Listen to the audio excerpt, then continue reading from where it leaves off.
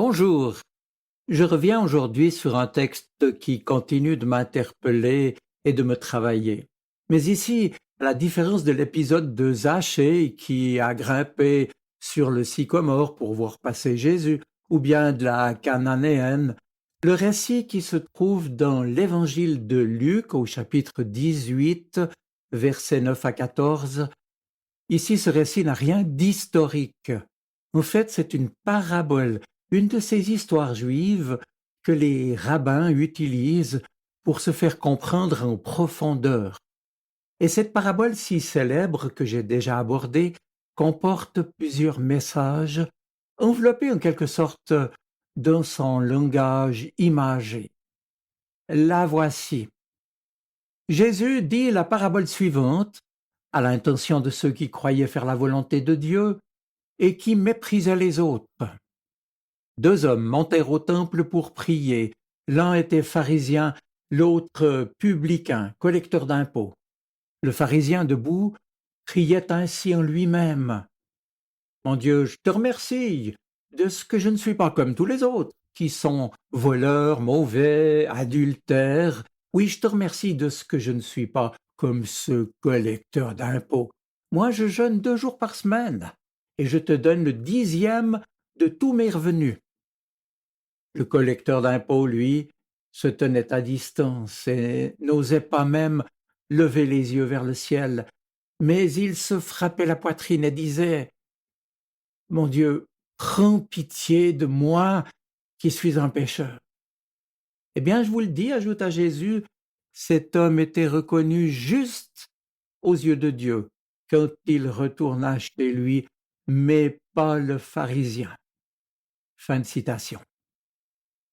Ensemble, méditons ce que Jésus veut nous dire par cette parabole si importante. Pour moi, le premier message concerne notre relation personnelle avec Dieu. Elle est fondamentale. Elle est typique de l'expérience biblique. Aucun peuple sur la terre n'a connu Dieu de façon aussi réelle et aussi personnelle, aussi expérimentale. La Bible tout entière repose en effet sur le dialogue de Dieu et de l'homme, et nous voyons bien que les deux personnages de cette petite parabole ont en commun le fait qu'ils s'adressent directement à Dieu. Eh bien, sachons que c'est d'abord ce qui nous est proposé, avoir un dialogue avec notre Seigneur. Sachons être humbles devant lui, nous taire, l'écouter et lui dire ce que nous avons sur notre cœur. Que nous soyons justes ou que nous soyons pécheurs. Le fait que nous soyons en communion avec notre Dieu est la vraie planche de salut, si vous me permettez cette expression. Ensuite, le second message qui nous est délivré, c'est qu'il ne suffit pas d'être en communication ou en dialogue avec le Seigneur, même si c'est fondamental, je viens de le dire, mais cela ne suffit pas.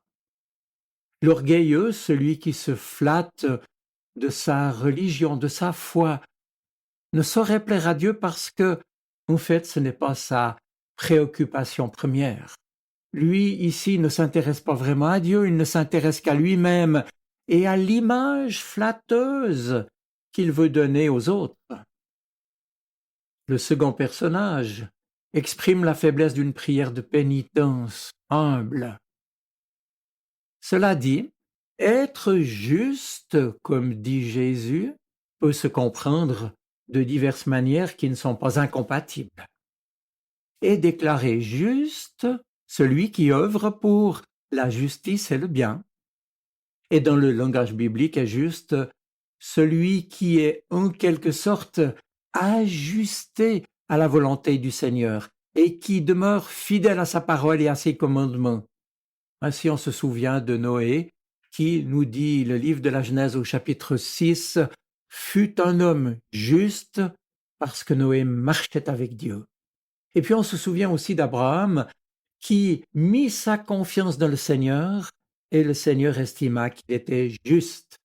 C'est en Genèse 15. Être juste, c'est alors être garanti d'un salut, comme à travers le déluge, et d'une bénédiction divine pour soi et les siens. Le choix par Jésus des personnages ici, dans la parabole qu'il raconte, va bien dans ce sens, parce qu'on peut comprendre que le pharisien est aussi un homme qui a mis ou met un soin scrupuleux à suivre les volontés du Seigneur à travers ses lois et ses commandements. Et à l'opposé, le publicain, le collecteur d'impôts, est un juif qui met ses compétences au service du pouvoir romain. Il collecte les taxes auprès des autres juifs, mais au bénéfice de Rome, l'envahisseur, en prenant en sus sa libre part de rémunération selon ses besoins ou ses envies. Et il est en cela malhonnête et bien sûr détesté. Oui, autant dire qu'il n'est pas bien vu parmi les autres. Sa proximité avec le monde païen fait d'ailleurs de lui un homme infréquentable pour les autres. Si le pharisien se tenait debout les mains levées au ciel comme tout bon priant, le collecteur d'impôts baisse les yeux dans une attitude humble, dans une attitude de contrition. Sa prière est courte, les mots sont rares, mais pleins de vérité. Eh bien, mes amis, là est la différence.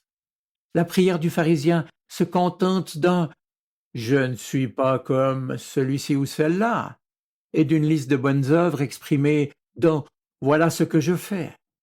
Son action de grâce n'a que lui-même en fait pour sujet. Il ne manque qu'une chose à sa prière, une chose que le publicain, lui, accepte pleinement. Je suis un pécheur, un regard plein de vérité sur lui-même, sur ce qu'il y a de plus lourd et de moins avouable. Je suis un homme pécheur. Fais-moi grâce, Seigneur. Il sait qu'il ne peut compter que sur Dieu. Lui seul pourra le sauver. Le pharisien identifiait son salut à ses bonnes actions. Le publicain, le collecteur d'impôts, celui qui se reconnaît humblement pécheur, reconnaît aussi humblement son salut dans la seule action miséricordieuse de Dieu, dans son pardon, dans sa grâce. Le riche collecteur d'impôts livre sa pauvreté d'homme. Et face à Dieu, il se sait pécheur éloigné de lui. Mais il espère que le Seigneur aura un regard bienveillant à son égard. Et là, dans son humilité, se trouve toute sa foi. Mes amis, dire à Dieu, fais-moi miséricorde, aie pitié de moi, c'est reconnaître que le pardon ne vient que de Dieu, que nous ne vivons que de sa grâce. Et ce qui rend ce publicain, ce collecteur d'impôts, et chacun d'entre nous agréable au Seigneur, ce qui nous promet de participer à la joie de notre Créateur, c'est le fait que nous reconnaissons sa miséricorde. Le pharisien semble ignorer cette miséricorde. Il voudrait l'obtenir par ses bienfaits, par ses mérites. Or, le Seigneur veut être reconnu comme le Dieu de miséricorde, comme un Père bienveillant qui aime chacun d'entre nous. Et c'est d'ailleurs le but de ce qu'on appelle l'incarnation. Dieu s'est fait homme pour se révéler aux hommes, pour savoir que Dieu est juste, qu'il est miséricordieux, qu'il s'occupe de nous, qu'il prend soin de nous, qu'il veut habiter nos vies. Et ce qui nous justifie, c'est bien la reconnaissance que Dieu est bon, qu'il est amour, qu'il est patient, qu'il ne demande qu'à pardonner, qu'il est pardon par excellence, comme il est amour par excellence. Il est la miséricorde en personne. Et c'est vrai que c'est par l'expérience de l'humilité, du repentir, que l'on peut découvrir que le Sauveur est l'amour et la miséricorde en personne. Par définition, l'homme juste s'oppose au pécheur, car il est celui qui marche selon les voies du Seigneur. Il est accordé à la volonté de ce qu'il demande. Eh bien, cette parabole de Jésus renverse les perspectives. Car selon les pharisiens, leur fidélité à la loi, vous l'avez compris, leur garantissait d'être des justes à l'inverse de ces pécheurs, collecteurs d'impôts, publicains. Or voilà que l'un d'entre eux est déclaré juste uniquement en raison de sa prière, de son humilité, de sa foi.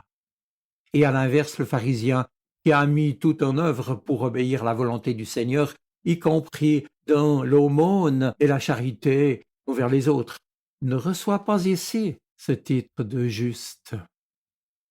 Eh bien, cela est inconcevable, bien sûr, et même scandaleux pour ceux qui écoutaient Jésus.